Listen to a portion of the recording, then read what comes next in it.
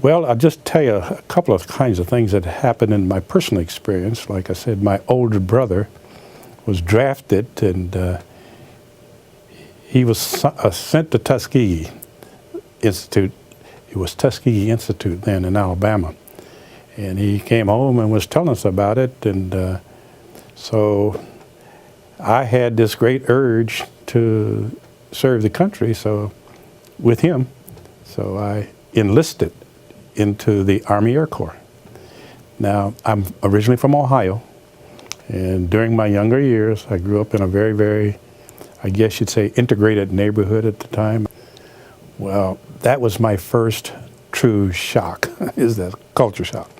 At Camp Atterbury, Indiana, at that time, they had some 5,000 German prisoners of war at Camp Atterbury.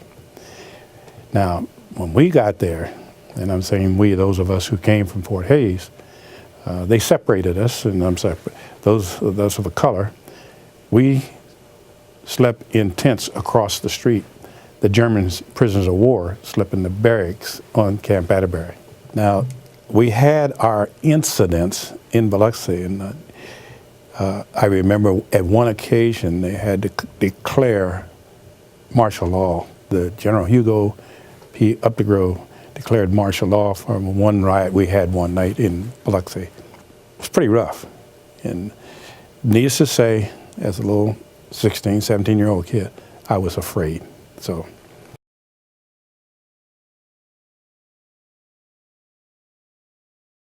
I was assigned as a mechanic to continue the service on P-47 number 600. That was one of the airplanes in our squadron. So my job was to keep the airplane, I guess you'd say, ready for flight every day.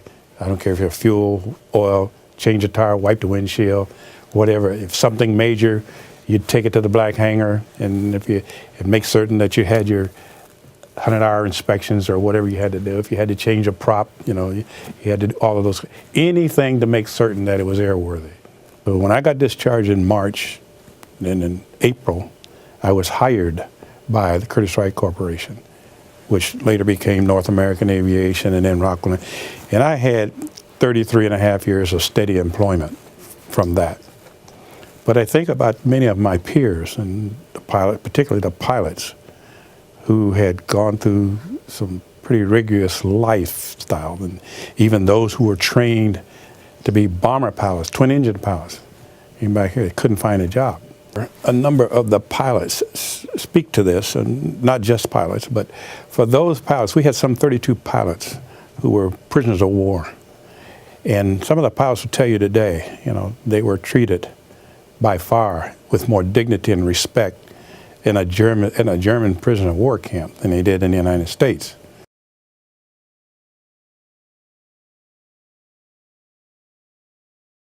It was introduced into Congress to recognize for those of us who served during that war for all of the indignities and I guess you say disrespect that was given us during that time, that Congress passed it was introduced by Congressman Charlie Rangel and Congressman Levin out of Michigan to recognize us with a Congressional Gold Medal.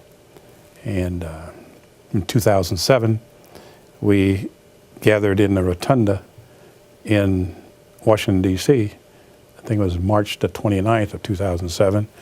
We gathered in the Rotunda in Washington, D.C. and was recognized by then President Bush, which they presented us, collectively all of us, the Congressional Gold Medal, at which time President Bush saluted the group.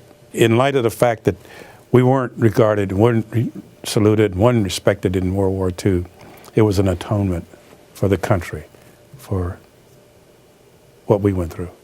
One of the things about my career was in 1949, I was ordered to go to Washington, D.C. as a part of the 99th Fighter Squadron, representing the group, to participate in the parade for the inauguration of Harry Truman. And even at that time, We slept in cots in the hangar at Andrews Air Force Base. I remember that. But then, at that time, who would have thought it? Or who would have dreamt it? Who would have believed in a dream? 60 years later, that I would be invited to witness the inauguration of a president of the United States who just happened to be a person of color. But I was invited to witness the inauguration of Barack Obama, at which time I had a reserved seat down front from Congress and the president.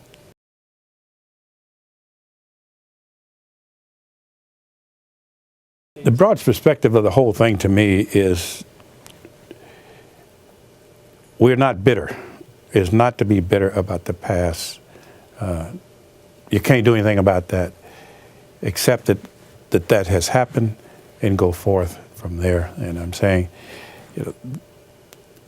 we need to make it clear to our kids, it hasn't always been like it is today. But due to the sacrifices of, particularly, and I emphasize, those of color who served during World War II, whether it be the Buffalo Soldiers, the Tuskegee Airmen, or otherwise, is because of our performances in the manner in which we held it. We talk about the civil rights days of the 1950s or 60s.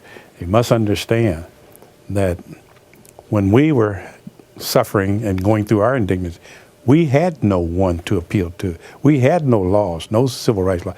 Our country was opposed to us, not just the enemy, but our country would not. So there was no rights for us. So it was strictly a matter of perseverance. We did what we had to do, and we did it well. So I think those of us who served during World War II was the forerunners to the civil rights. And that's what President Truman said.